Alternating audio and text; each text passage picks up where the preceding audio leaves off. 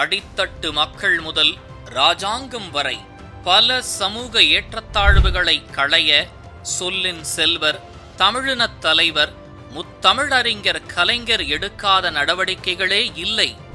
அந்த அளவுக்கு சமூகத்தில் கொட்டிக்கிடக்கும் பல அநீதிகளை அடித்து உடைத்து மக்களும் அரசும் ஒரு சேர கரையேற கரம் கொடுத்தவர் தலைவர் கலைஞர்.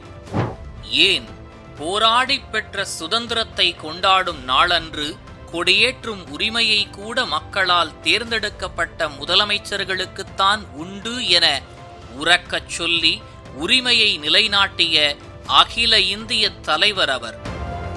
13 வயதில் கள்ளக்குடியில் தொடங்கிய கலைஞரின் போராட்ட வேட்கை அவரது இறுதி நாள் வரை விடவில்லை. தமிழ்நாட்டின் பெரும் தலைவர்களுக்கெல்லாம் கட்சி சார்பின்றி, அரசியல் சார்பின்றி அவர்களுக்கு நினைவிடம் எழுப்பிய கலைஞருக்கு 6 அடி நிலம் கூட ஒதுக்க அப்போதைய ஆட்சியாளர்கள் முன்வரவில்லை.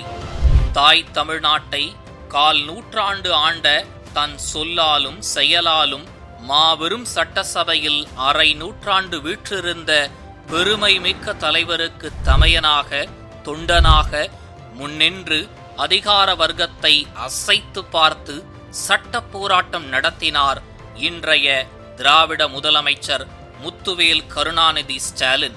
அந்த போராட்டத்தின் பலனாகவே இன்று சென்னை மெரினாவில் வங்க கரையோரத்தில் தன் ஆருயிர் அண்ணனுக்கு அருகே நீங்கா துயில் கொண்டிருக்கிறார் ஓய்வெடுக்காமல் உழைத்த போராளி.